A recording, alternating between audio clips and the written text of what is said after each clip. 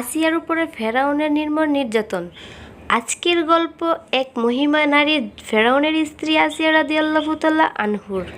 তিনি ছিলেন ফেরাউনের স্ত্রী, কিন্তু তার ঈমান ছিলেন আল্লাহর উপর দৃঢ়। চলুন শুনি তার ত্যাগ ও ধৈর্যের গল্প।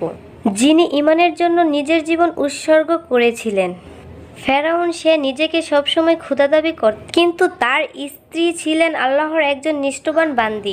একদিন আসিয়া ঘোষণা দিলেন, আমি আল্লাহর উপর ঈমান এনেছি, যিনি আসমান ও জমিনের শ্রেষ্ঠ।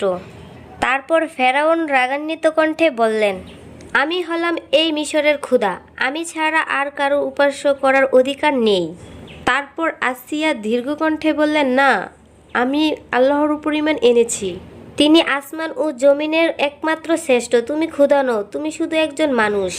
ফেরাউন শুনে অগ্নিশূন্যত হয়ে গেলেন। সে সেনাদের আদেশ দিলেন, ওকে শাস্তি দাও, আর কেউ যেন আমার বিরুদ্ধে কথা বলার সাহস না পায়। হুজুর, আমরা আদেশ পালন করব। তারপর তারা আসিয়াকে বেঁধে সূর্যের নিচে ফেলে রাখলো, নির্মম নির্যাতন চালালো, কিন্তু আসিয়া ধৈর্য হারালো না। তারপর আসিয়া ধোঁয়াভঙ্গিতে বললেন, হে আমার প্রভু, আমার জন্য জান্নাতে তোমার একটি ঘর তৈরি করে দাও, আমাকে ফেরাউনের কাছ থেকে রক্ষা করো। তারপর আল্লাহ তার দোয়া কবুল করলেন। আসিয়ার চোখের সামনে জান্নাতের দরজা খুলে গেলেন। আসিয়া হাসি মুখে বললেন, আলহামদুলিল্লাহ, আমার রব আমার দোয়া কবুল করেছে।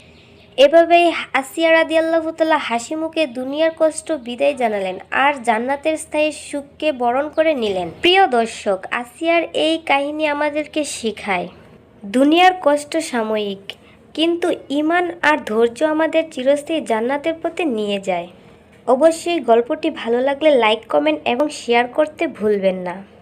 আরও সুন্দর ইসলামিক স্টোরি পেতে বা গল্প পেতে চ্যানেলটি সাবস্ক্রাইব করতে ভুলবেন না।